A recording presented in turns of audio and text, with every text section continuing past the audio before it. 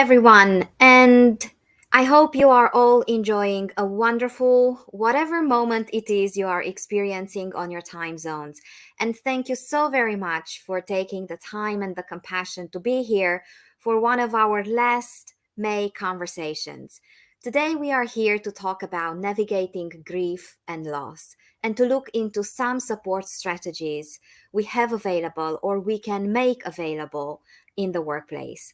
My name is Minola Jacques. I will be your co host for the next hour. We have Jessa backstage working her magic, keeping us safe with all things logistics and technical. And we have some amazing, soulful, thoughtful, compassionate speakers today. I would love to ask for a bit of help at the beginning of our conversation. If you can just drop a few notes in the comments, maybe just let us know where you're connecting from, listening or watching us now. And this way, first, you help us know that everything is up and running. And second, you will also help us travel around the world with your comments. We will try to make the most out of a very, very short hour ahead. And Jessa, I will ask your help to bring the speakers on stage. And I see their faces popping up. So welcome, welcome, welcome. And while you get used to seeing yourselves in the Zoom box and also trying to mute and unmute the button for the unmuting competition that will soon be officially open, I would just encourage everybody in the audience to use the chat generously. Grief and loss, they are such profoundly individual journeys, and they also get the echo chambers of different cultures, of different environments, of different generations, of different previous life journeys. So please consider this conversation as much yours as it is our speakers, and build your own conversations and also help us as a community to learn from each other about how we can best support each other when we need it, probably more than we allow ourselves to admit that we need help.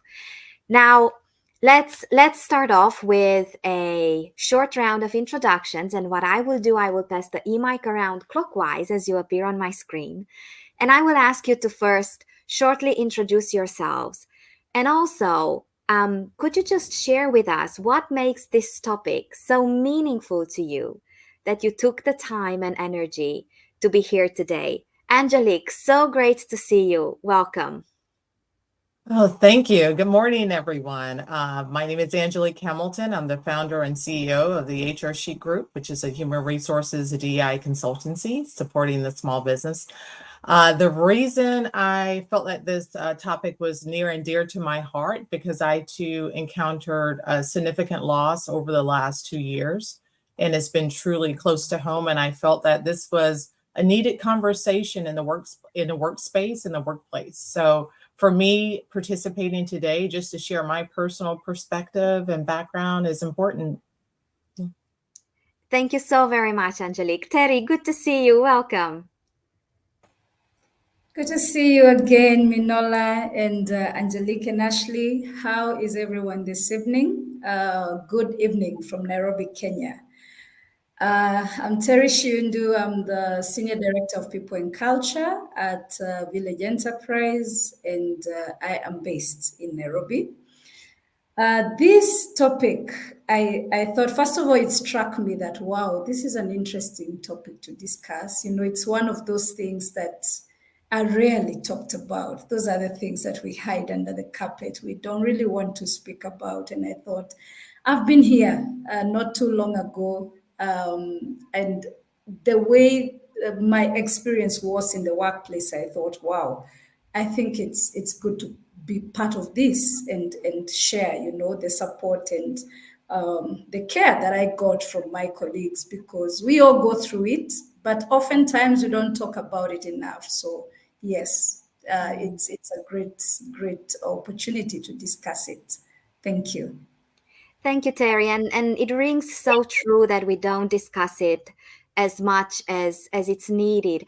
And sometimes that not discussing it comes from a place of deep care and thinking the best thing that we can do is to give people space.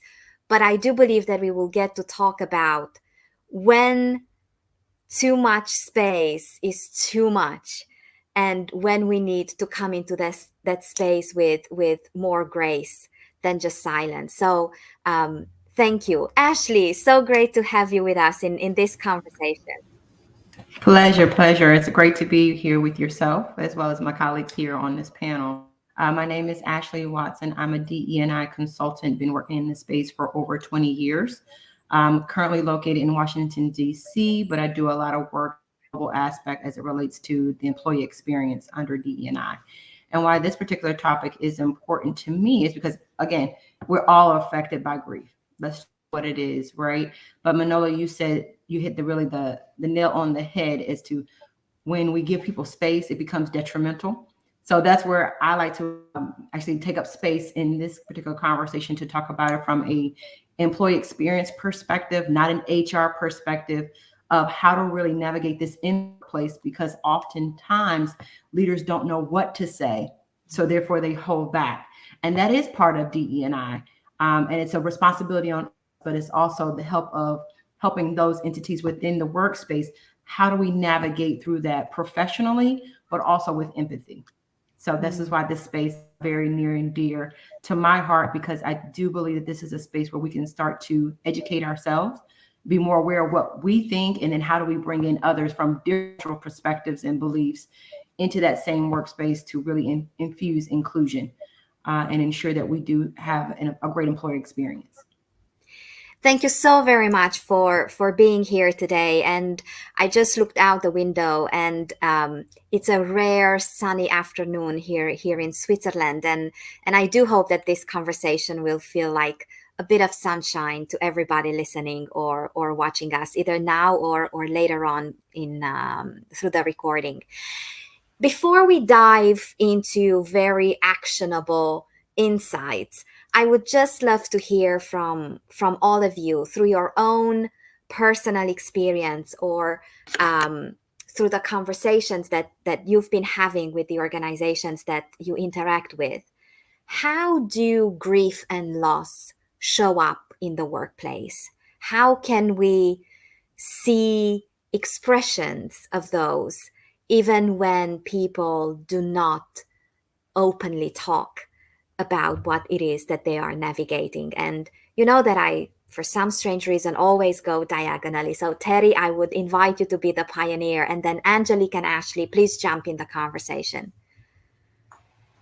Thank you, Minola. I think that's really a good place to start. How do we see grief manifesting in the workplace? First, one thing you will see maybe with a colleague who is going through grief would be the silence. They want to be by themselves. They don't want to be involved in too much.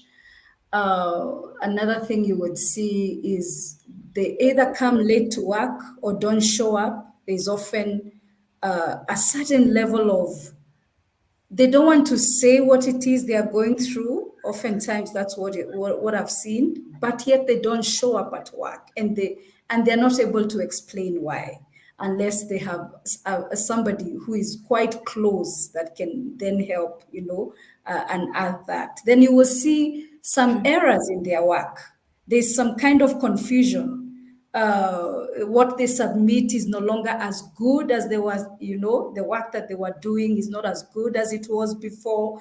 There's a lack of, paying attention to detail is no longer there as much as it was before. And some mistakes keep happening. And oftentimes, I would say over 60% of the times I've had managers come and say that, no, this staff is no longer performing. I want to release them. But then you have not found out what's going on, because it didn't just start right away. Something triggered it. And so often it's something they're going through, a loss, a grief, but they're not able to talk about it. But their work is lagging behind, absenteeism, they're not participating in the events happening in the workplace, or they are no longer volunteering to participate. And so this person just wants to be alone. And eventually, if we don't check what's going on, we might get a call from the hospital, So, yeah, those are just a few things I would highlight based on what I have seen. I would say, I would definitely say and add what Terry had mentioned, the disconnection. You immediately see that with your colleagues and those team members who are experiencing loss. They are often disconnected. The productivity goes down. There's also a change in personality. If you notice someone who's normally, very affable and bubbly, that personality may change, or the reverse of someone who's normally in a disposition where they're always upset or unhappy. That person often has that positivity that you haven't seen before, so you know that they're actually covering something that's happening behind the scenes. So I definitely have seen that disconnection, that they're no longer connected in the workspace. They're working in silos. They're no longer working together as a team. And it's not because they don't want to, it's because of the situation that they're currently in and that they're facing.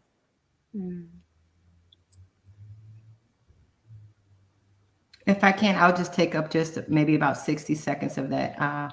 Angelique and Terry hit it spot on. Those are some things. Also look at it from a different lens, that some of those who are over exuberant, really talkative, always kind of masking. It's what we call masking, where you want to think that everything's fine, but deep behind that mask, folks are really crying for help on the back, and they just don't know how to ask for it. So you can also see that as a couple of signs as well. And this is just a subjective question, in honesty, because you can use your own perspective and own bias to say it could be a negative thing when someone is isolated. They could just be an introvert. But it's really important for, we teach managers and leaders how to have that conversation. Looking at someone and judging, start to build that relationship with your teammates, with your colleagues, to start to recognize how each pattern is, recognize some of their emotional mannerisms. And generally, sometimes when we are masking or we are going through something, you can gauge, especially if you're in tune. That's what makes an inclusive leader. You're in tune with them, some of their traditions, some of their cultural values, because we all deal with grief and loss. It's not always the same. So I always encourage those to really start to build relationships when you're in that managerial role or even that leadership role, how important that is, because just because you are used to it or experience it in one way, it could come off very differently, which creates a blind spot. And sometimes we miss the sign. Never knew they were always so happy and joyful. And just like Angelique said and Terry said, you're going to get that phone call giving you a whole different picture where you're like, I didn't know. So we try to do a lot of preventative, and I encourage a lot of preventative ways of looking at those types of stigmatisms of what grief can look. So I always wanted to just offer that other side of that lens of what we think it may look like and how we can check it out or, see things. It's not always those specific mannerisms that do give off. We have to be cognizant all the way around. Ashley, I'm not sure if it's just me. Your audio is a little bit spotty, and every now and again your video lags a little bit. Maybe if we can find a quick fix. I mean, we can hear you, but I think it can be a tiny little bit better. And I just want to give a shout out to Rhonda Simpson. She dropped a comment saying that another symptom is lack of patience. And also gives great context that it seems as though the lack of patience comes out because the grieving person now has a different perspective, and most of those things that people complain about in the workplace suddenly seem quite trivial in the mind of a grieving person. So thank you so very much, Rhonda. Such a great call out. Now, I will make a small confession. When I saw the title of this panel, I also read it through the lens of my own work. I'm a journalist by trade. I'm a change practitioner by choice. So I spend most of my days doing change work within organizations. And my next question will come with a small preface. Quite automatically, when we hear grief and loss, we think about the loss of someone. However, as I have been going around with my work within organizations, there are changes that do result in feeling of grief and loss that are not associated with losing a meaningful person in our life. For example, I see it in M&A, where people lose identity and legacy and history of a company. I see it in large transformations that oftentimes displace, apologies, a project that maybe someone built their professional reputation and career on. So there is a sense of grieving and losing status or relevance, a source of self-validation. So I would ask you, when we think about grief and loss, how can we also extend the radar to these root causes of grief and loss that, again, are not associated with losing someone, but losing some purpose, meaning, value, source of identity at the end of the day. And Ashley, you started to talk about the lens of people experience. So is there an angle from that perspective under which we can talk about grief and loss within this context? Absolutely. And I would like to do a microphone check. How does this sound? Is this connection coming in better? Okay, yes. Perfect. Thank you so much for the heads up on that. Thank you. So yes, absolutely. I encourage when we speak with organizations is doing a anti-stigma campaign, helping people understand what does grief look like, what does loss look like. We see that oftentimes, not really see it, but we talk about it when we have new parents going through parenting, and you lose yourself because now you're focused on your child. You're no longer Ashley or that person you used to be. You're always that person. Or when we're pushing for new talent, when we say talent, what are we really talking about? Are we talking about college graduates? And when we push as organizations saying, oh, we need to get new skill set, what about the skill set you currently have? What about your well-seasoned employees? I don't like to say elderly or retired workspace. I say you're well-seasoned. So what about some of those things, what that looks like? And that goes back to what you were saying, Manola. How do we extend that lens? We start by making sure that people have awareness workshops. What does it actually look like? What are we actually talking about? And then what does that space look like across from a global perspective if your lens is global? And then we make sure that it's okay to not be okay. That's my motto. That's something that we always practice in this space, that it's okay to not be okay. You don't always have to wear this armor of protection at all times, or does it give off that you're inadequate? If you're going through something, it's okay to say you need help. I think oftentimes that we, throughout the years, have created this space that you have to be this machine at all times. And in order to be productive, you have to maneuver in this way at all times. You're not allowed to have a day off. You're not allowed to take breaks. You're not allowed to go to the bathroom. Like, we kind of put this pressure on ourselves because we always want to be perfect and have a great productivity or great performance. But life happens, and it's okay because life is going to continue to happen. So to answer your question in short, is having anti-stigma workshops where we break down that barrier and that understanding of what grief and loss can look like. But then also, how do we navigate that from self-awareness? But how does that also come out in our work day-to-day spaces, whether you're a leader, manager, or even one of our employees that are actually working in different spaces with no matter the industry, it's all the same because you're human. So those are some of the ways that we actually do that. And we actually complement that with some training, continuous training that you can implement not only in the workspace, but also in your day-to-day lifestyle as well. So those are some things that can really help out to really give people that comfort level and some tools and resources to help out. And there's some organization things that you can implement as well. Your employee assistance programs, making sure the benefits are inclusive to offer certain support programs. You even have employee resource groups. I'm a big advocate of that, to having peer-to-peer connectivity so folks can feel safe to talk to someone that has a like me connection or identity, creating space for them, encouraging that space.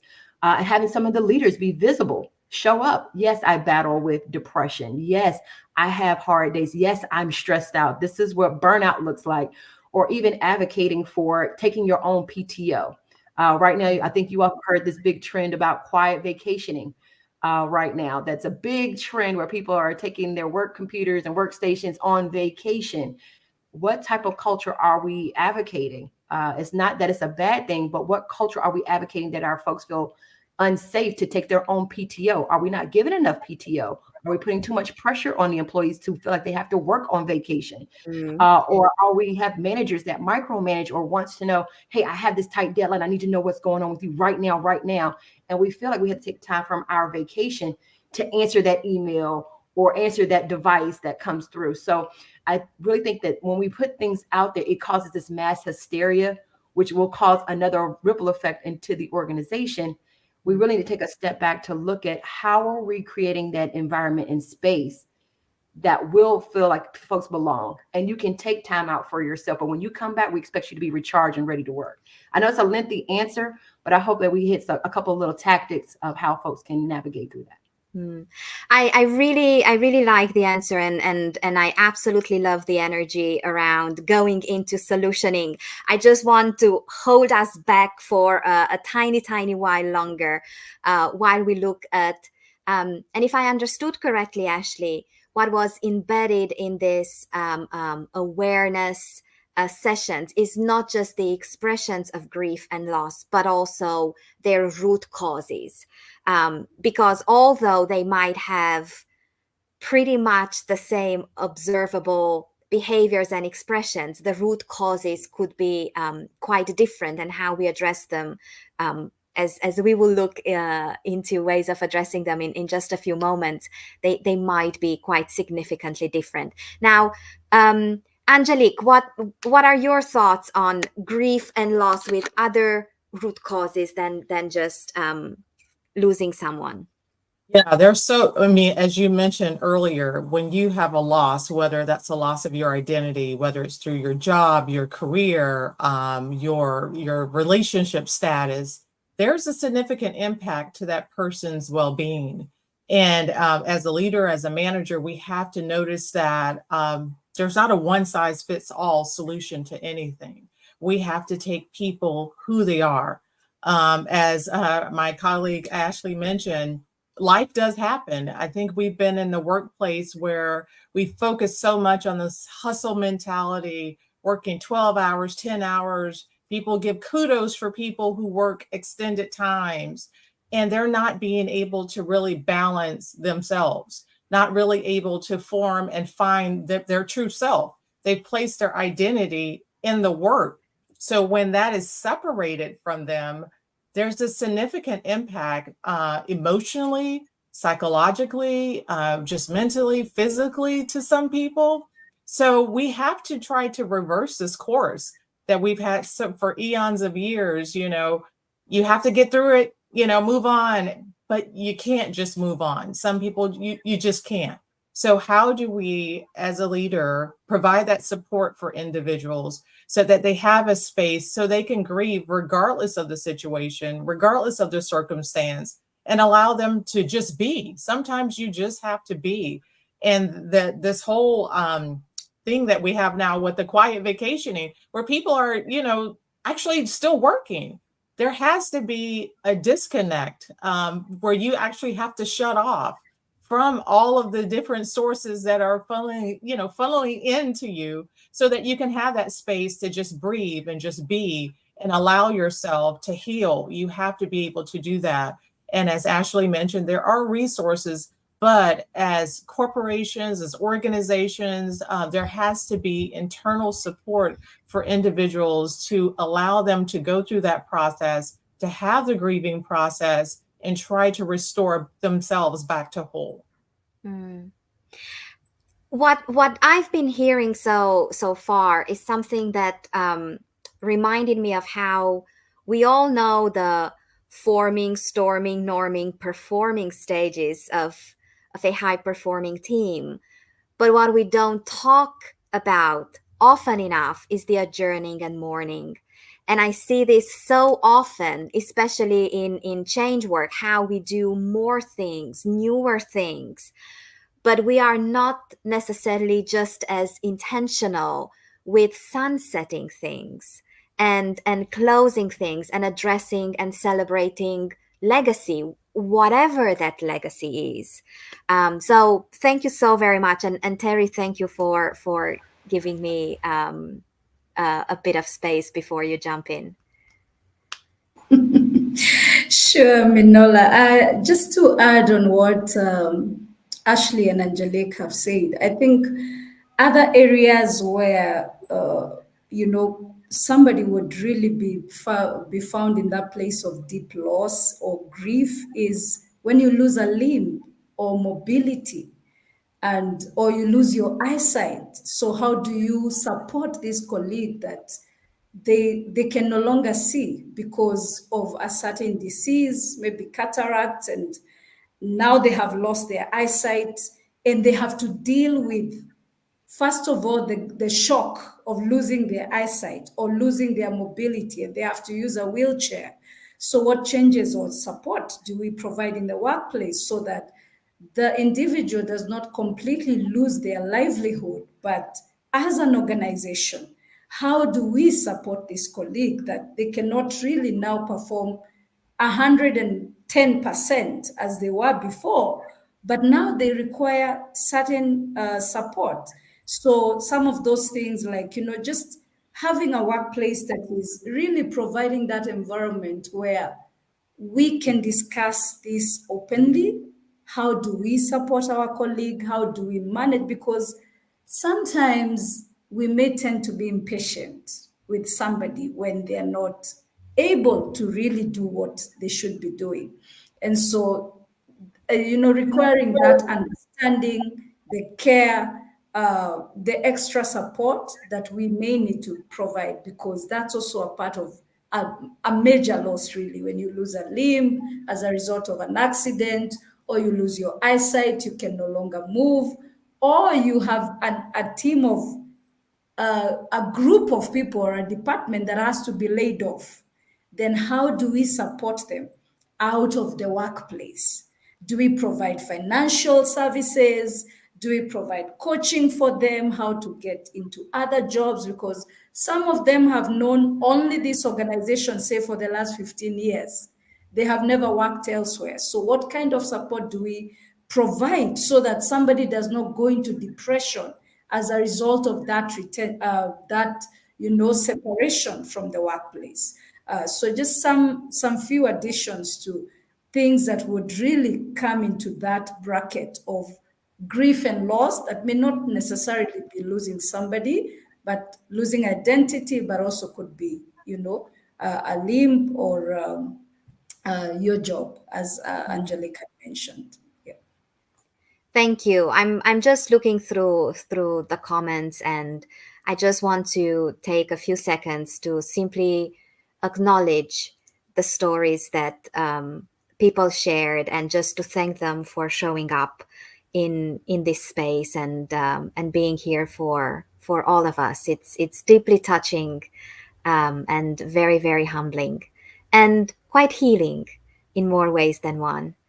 I was thinking about how to word the next question, and I would like to take a few minutes and talk about what are some of the, I'm not comfortable with calling them skills. I would love to call them life literacies that show up in the workplace, that we can develop to really be meaningfully there for someone who experiences grief and loss.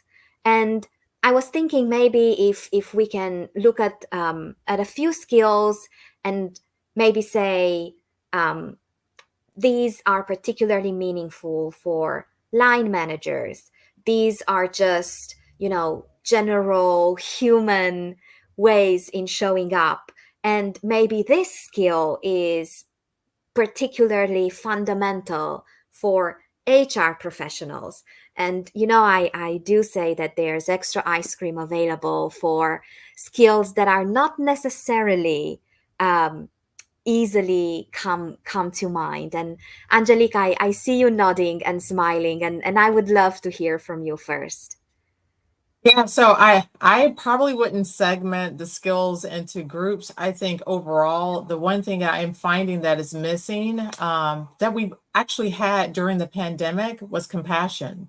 It's like all of the things that we experienced during that time, and being very empathetic, highly humanistic, compassionate towards one another when there was a sense of loss, is like it's eroded, it's gone, it's evaporated. Don't know what happened to where we were, but it's like we took 10 steps back.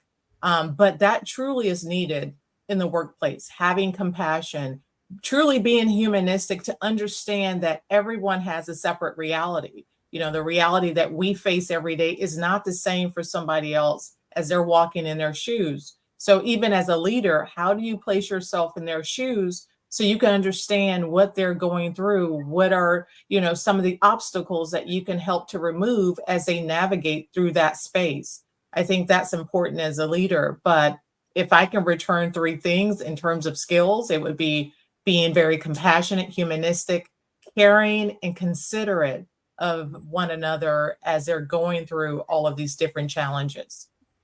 Thank you. You have 3 C's and an H. Thank you so much. Other skills.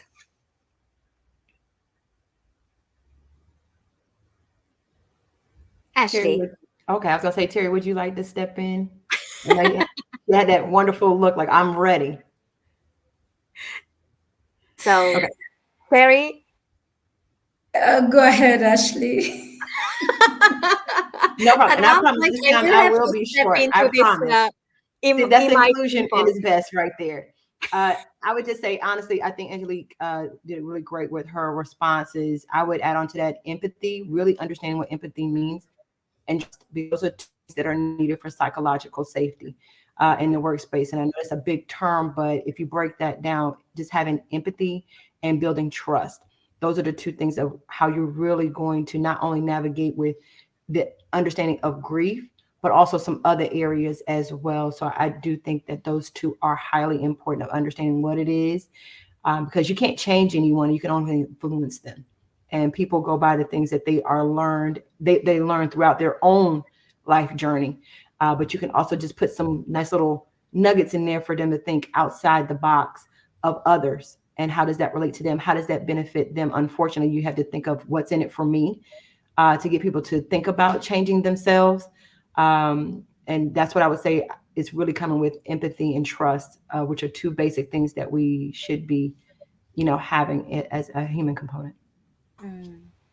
Yeah, and maybe to that I would add respecting boundaries, because there's the aspect of wanting to show care and to reach out, but maybe somebody wants some time off, and so are we open enough to allow that time off, the person to have their time off, and respecting that, and really not trying to still engage them, with work. But really, when we say we are giving you time off, it's real, actual time off, and we are not calling to follow up and to ask for work and to ask for that document, but respecting that when we agree on boundaries. And then communication, providing that open communication, open space, giving that open door that somebody can reach out and ask. I think when we as leaders have built trust to a certain level with our teams, then that communication flows naturally, that your team member can come and tell you what they're going through. But when we don't build that trust and have those feedback moments, often asking, checking, caring, showing care by checking, how are you doing, what's going on, when that is not happening often, then that door to giving really being our teams being open doesn't come easily. But when we as leaders build that rapport over time in the organization, then it's easier for your team member to actually approach you as a leader and say, I'm going through this, and can I have some time off? Yeah.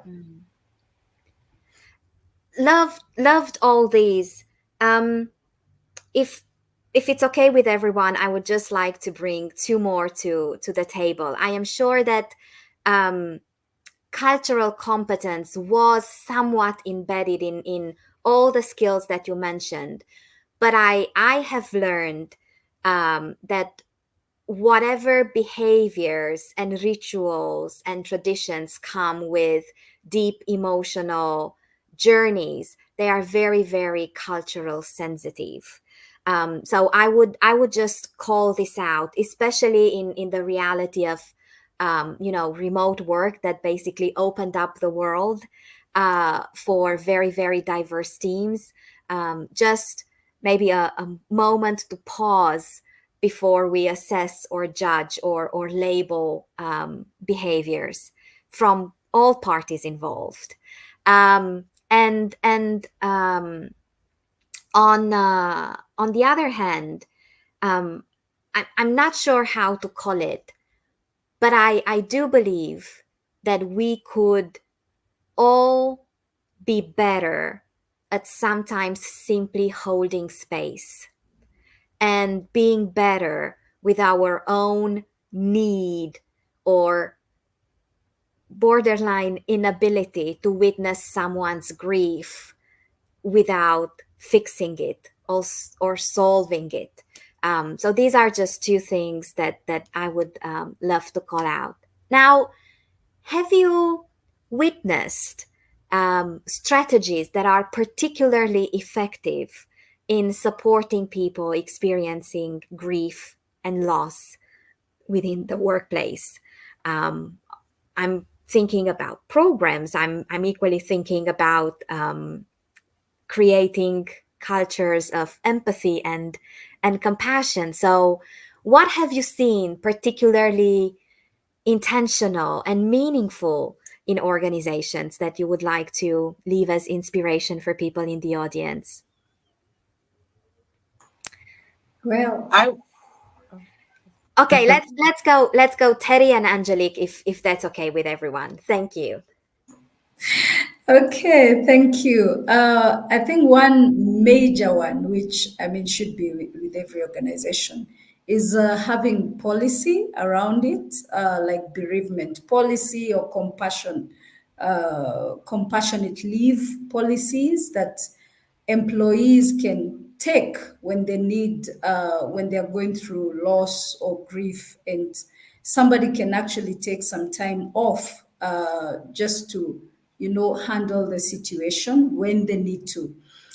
Secondly, post COVID, or was it during COVID, at Village Enterprise, we introduced what we call the mental health break. So it's an annual week where everyone in the entire organization, we shut down and we take a break, and you go handle, just rest and clear your mind of anything that's going on and just come back fresh to work. So just providing those opportunities for time off. Thirdly, partnering with grief counselors and other employee assistance programs that confidentially, if an employee needs help, they don't necessarily have to come to HR and say, I'm going through this and I need this kind of service. But because the service is already contracted by the organization, an employee can reach out when they are going through grief and can get a counselor, an external counselor that's paid for by the organization, and they can get the counseling and the support that they need. And maybe the last one I could mention is probably a buddy system, where you attach a buddy to an employee to work with them. Maybe could be somebody in their department that can be checking on him or her and just find out how they are doing. Because oftentimes when we don't check, then we can get ourselves in a situation where somebody disappears off work, nobody knows what happened to them, and then later on you're getting a call that so and so is in this situation. So just having a buddy when we know that this person is going through this grief or a certain situation, then tying them, partnering them up with a buddy who can really check on them and just find out what's going on and provide the support while not providing solutions, as you said, Minola, but just being there in that space that they can reach out. Thank you. Thank you. Angelique. I would agree with Terry. Having those policies and practices in place really helps with that, regardless of what type of grief you're dealing with, but also having flexibility, accommodating so that those individuals can handle those situations and address those situations without not being penalized, not being, placed on some type of corrective action or disciplinary action. The support for different resources in terms of having mental health wellness benefits so that they can actually seek out a clinical therapist to provide that support for them.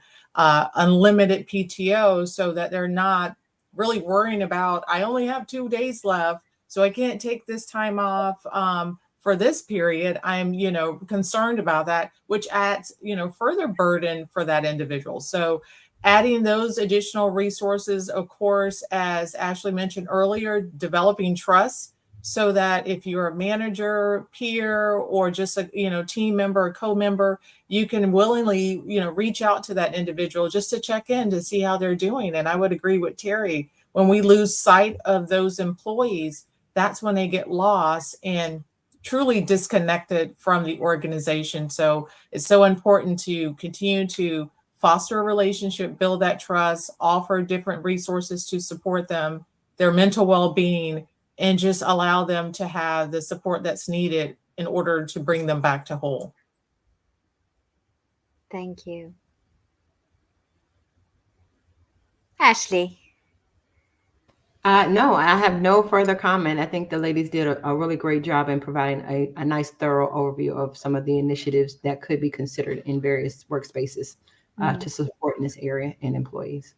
I loved the earlier point that you made in the first half of our conversation around ERGs, and I would love to ask you if you can go a little bit deeper, because it is not very often that I heard ERGs associated with this topic in the workplace. So could you please talk a little bit to that? Absolutely.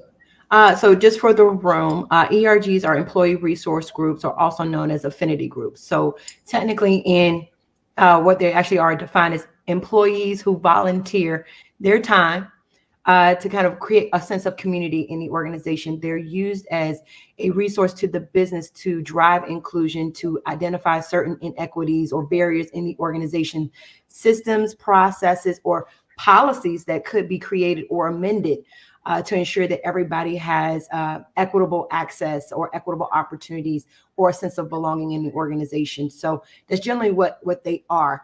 We see them kind of thriving more so on the Western side, so North America, but I hate to knock down that stigma that they are global, which is really great. And I love having that conversation because we see these different spaces of neurodiversity popping up. We have parents work ERGs, we have new generational ERGs. So there's so many different ERGs that kind of take a special interest, and they work as a collective support system for one another. So I highly encourage that for in organizations, whether you're a startup or a legacy organization, to consider having a space for employees to have a sense of community and then be a part of that sense of community as a leader, because to be all honesty, they are your blueprint.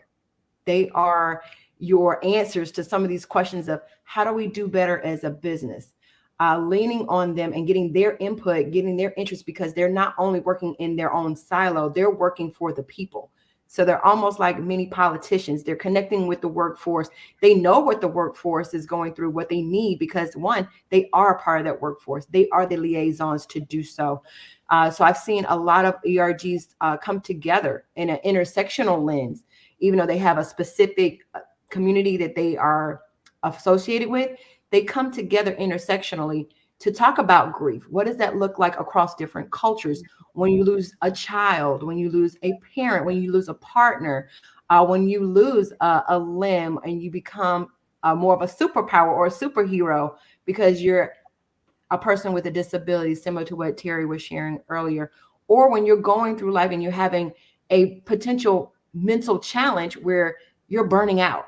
What does that actually look like? So they create a safe space, one, to make sure that it's okay to not be okay. This is what it looks like. And they're almost helping leaders kind of be okay with, how do you have this conversation with someone who looks like me or someone who is a part of my community? This is how you do it. Or, hey, I heard you mention this, or you did this specific action. That's not okay. Let me show you how you can do better. Or this person is feeling this way. I can give you some tips on how to best connect and create that sense of belonging. So a lot of times people see that as being a part of an ERG as a subset of work or taking them off work time. It's not important, but it's highly important, because if you want to strengthen your relationship with your team and have diversity and have that sense of belonging, creating that trust, ERGs are the way to go. And that is how they sustain, is because if they don't have the backing and support of not only leadership and management, it seems as though the voices of the people are falling on deaf ears, and it's not considered important. So these groups really are a great resource to consider, or to even be a part of. If you can't connect with one, be an ally. To where you're just interested in just the conversation, just to learn more. I've encouraged a lot of organizations to just be an ally, be in the room. And sometimes when you're in the room, you're learning something. You can be like, oh, wow, I never thought of that. Maybe I can add value, or how can I remove those barriers? How can I move this policy forward? How can I help change corporate standards? How can I help be an advocate or an influencer to organization change? So just being a part of that space, one, gives you, as that person who's going to be an ally, an opportunity to be self-aware, but also create a safe space for you to ask those questions that you just feel like I'm not too sure if I want to ask that question. Is it okay to ask this question? If I ask this question, I don't want to offend anyone. ERGs create that safe space where you can ask any questions, and they give you authentic feedback of, yeah, it does happen. This is the best way to connect with someone. This is the best way to have that conversation. I wouldn't say, hey, just move on. I think we saw a comment in there about when someone makes a statement about moving on, that is the worst way of being empathetic. Absolutely right. So if you hear that, you are able to be an advocate for not only that leader, but to tap them on the shoulder to say, you know what, that's not the right way to do that. You've just discredited yourself as a leader, but you also diminished the production of your team because you just want us to brush it off and move on. That experience meant something to someone, or if not all of us. And this is how we can do better. So having that group is really essential, just to have that connectivity within the organization. Wonderful, wonderful bits of actionable inspiration. So thank you all for sharing. And just on the topic of move on, a very, very short comment that is oftentimes packaged under resilience. And I do believe that we oftentimes misuse resilience because we only refer to the grit part of resilience and maybe not enough to the grace part of resilience. And one topic that I'm fascinated by, and I am unwaveringly committed to uncover it and address it, is compassion fatigue in change practitioners. And I oftentimes think about compassion fatigue and similar experiences within the HR profession. So I would invite all of you, we're sadly about 11 minutes away from saying goodbye. I feel that we could just go on for at least one more hour, if not one more day. What would be your recommendations for HR professionals who oftentimes find themselves under the compounding effect of the experiences of everybody around them, plus their own?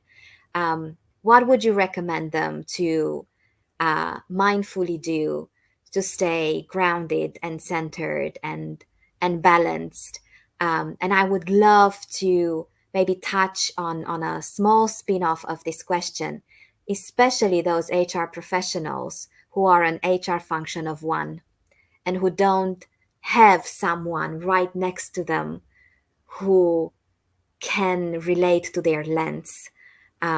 So I would leave that question there, and it's an open question, and please jump in the conversation as inspiration strikes.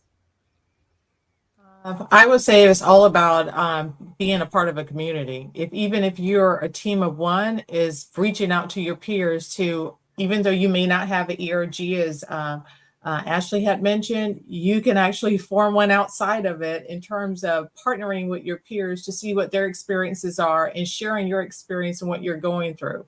HR often has to take the burden. They do the huge lift for the entire organization. But we have to step back and share in that whole entire collective with leaders and managers. They have to be really ingrained, really involved in managing, developing, and mentoring and coaching their staff. And oftentimes, HR is like 100% responsible for that. HR cannot be a one-size-fits-all solution for every organization. They're there to serve as a business partner, a partner, not one to actually lead the full organization and the full charge of HR. And as an HR practitioner or professional, I would urge everyone to take time for yourself.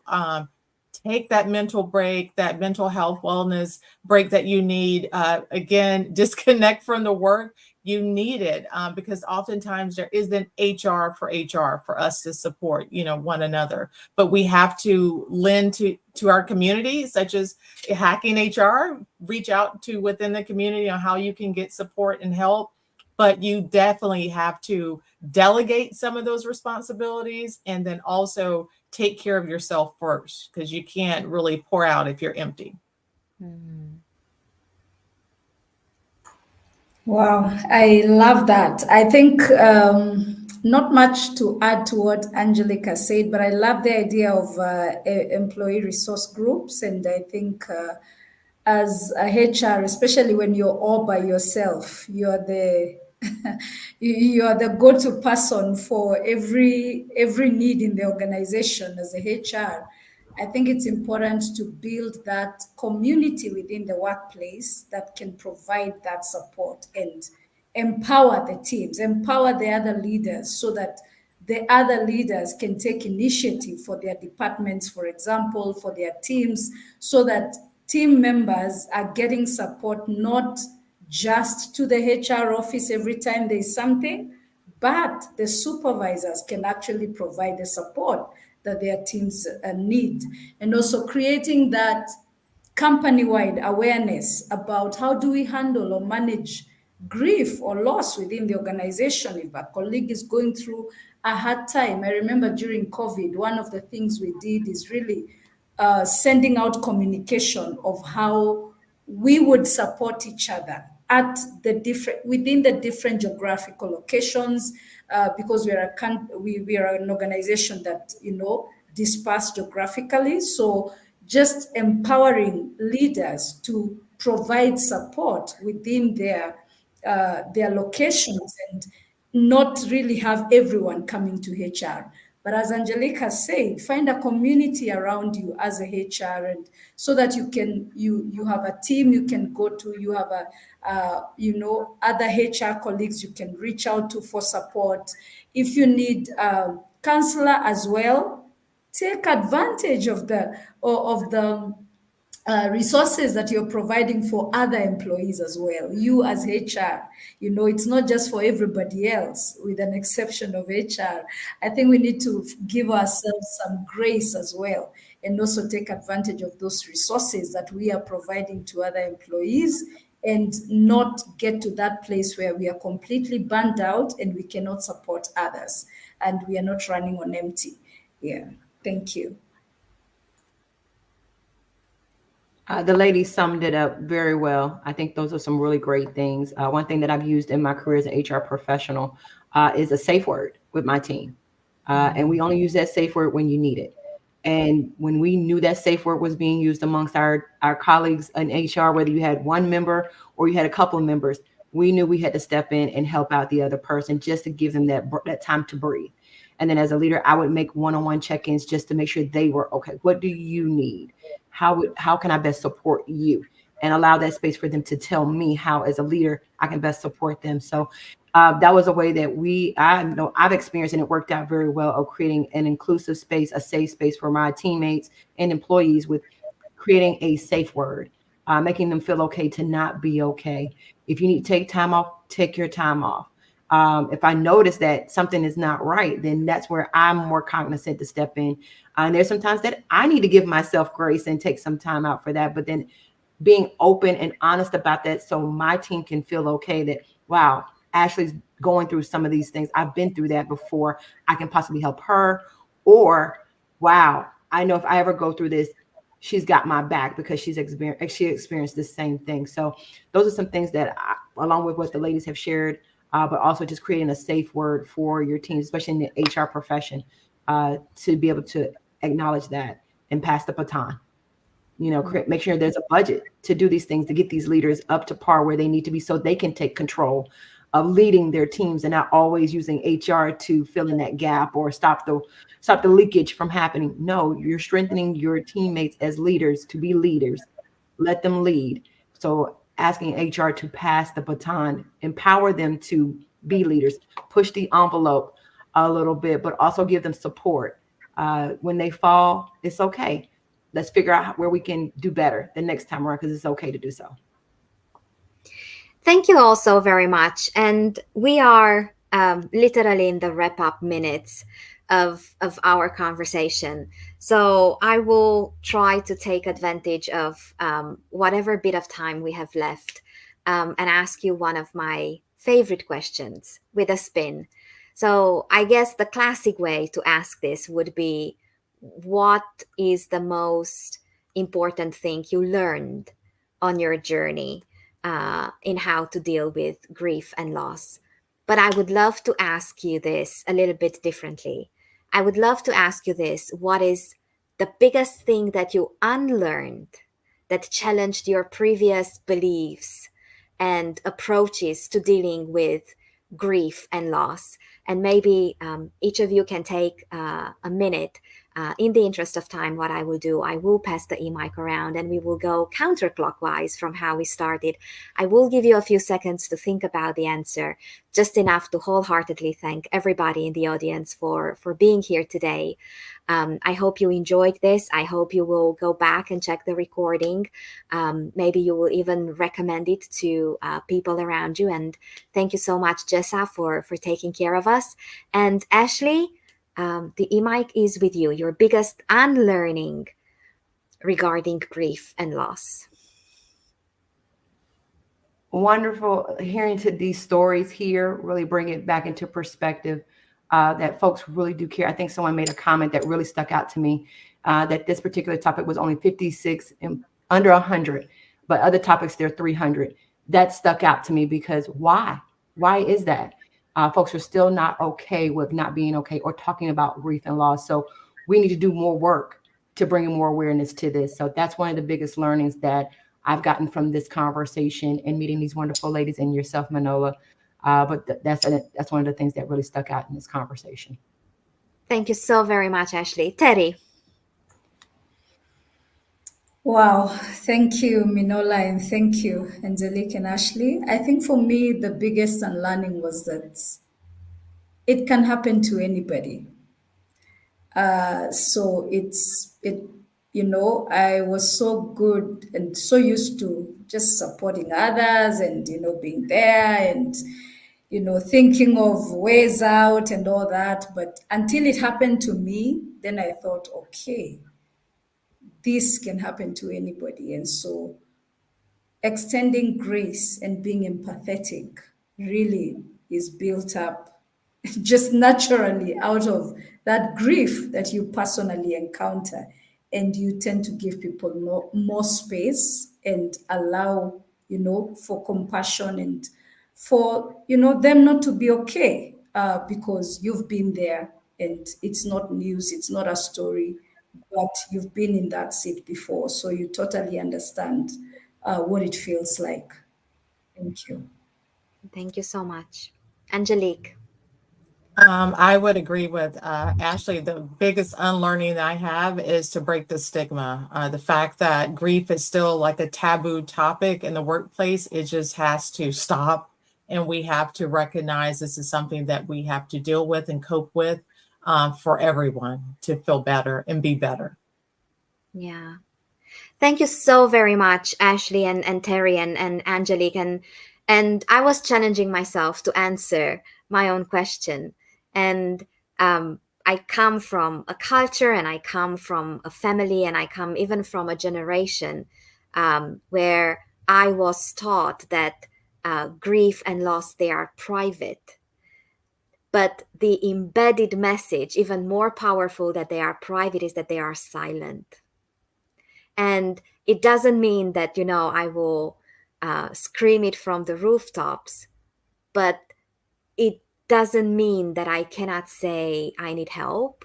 And my grief and loss and whatever I experience is not a burden and an inconvenience for the meaningful people that are in my life. So thank you very, very much, everybody, for being here, speakers and audience alike. I hope I will get to welcome you to many more conversations. Don't forget, June is, by the way, Ashley, you will be very happy to hear this. June is Employee Experience Month. So I hope I will see you there. But in the meantime, just keep on holding space and grace for yourselves and people around you. And it does make a huge difference. Thank you, everybody. Thank you, Manoa. Thank you. Thank you. Thank you. Thank Bye, you, everyone. Angelique and Ashley.